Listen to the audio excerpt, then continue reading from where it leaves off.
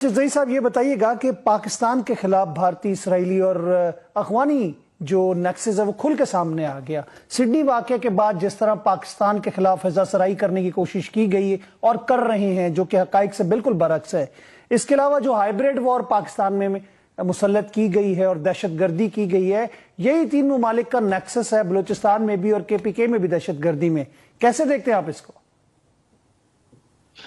دیکھیے، یہ بہت ہی دلچسپ سوال ہے کہ کس طریقے سے ابھی ہم مختلف محاذوں پہ جنگ لڑ رہے ہیں۔ پہلے لوگ سمجھتے تھے کہ جنگ صرف دو فوجی جب اپنے سامنے ہو جاتے ہیں تو یہ جنگ ہے، بلکہ اب جنگ کی 4-5 شکلیں ہو گئی ہیں یا خطرے کی 4-5 شکلیں۔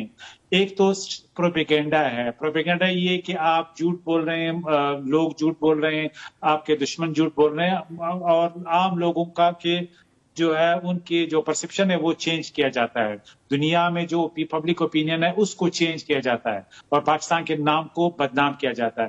اس کے ساتھ جو امپورٹنٹ چیز ہے وہ اس کو کہتے ہیں کاگنیٹو وارفیئر۔ کاگنیٹو وارفیئر یہ کہ بالکل جھوٹ گڑا جائے ایک لوکل مسئلہ، ایک لا اینڈ آرڈر کا، ایک کاؤنٹر ٹیررزم کا، ایک ایسے ملک میں جو ہم سے بہت دور ہے، بجائے لوکل انویسٹیگیشن ہو، ایک واقعہ ہو، وہاں پہ ایک شہری ہے ان کا جو وہاں پہ پیدا ہوا ہے، تو ایک سمپل لوکل دہشت گردی کا یا جو بھی نام دینا چاہتے ایک واقعہ ہوا ہے، اس کی انویسٹیگیشن ہونی چاہیے تھی، لیکن جیو پالیٹکس نے اس کو ویپنائز کیا۔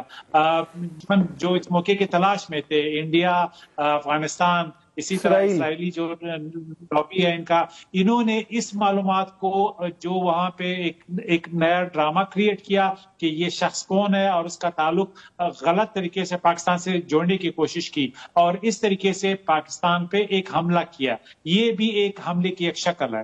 اس کے ساتھ پھر کس طریقے سے یہ نیکسس بنا، مثال کے طور پہ وہاں پہ ایک لوکل اخبار ہے جو اسرائیلی اخبار ہے، انہوں نے سب سے پہلے دعویٰ کیا، جھوٹ کا ایک شخص کا نام لیا، اس کو جوڑا، اس کے پروفائل کو لنک ان سے اٹھایا اور اس کو بنیاد بنا کے امریکن میڈیا کو فیڈ کیا، اسی طرح انڈین میڈیا کو فیڈ کیا، اور افغان جو ان کی انٹیلیجنس نیٹ ورک کے ساتھ جو جڑی ہوئی سوشل میڈیا ٹیمز ہیں ان کو یعنی فیڈ کیا۔ تو ایک بہت ہی بڑا خوفناک بیانیہ بنایا گیا کہ خدا نخواستہ پاکستانی ہے یہ اور اس کا کوئی تعلق پاکستان سے ہے۔ تو اس سے اندازہ ہوتا ہے کہ کس لیئر پہ، کس لیولز پہ پاکستان کو ایک خطرناک جنگ کا سامنا ہے۔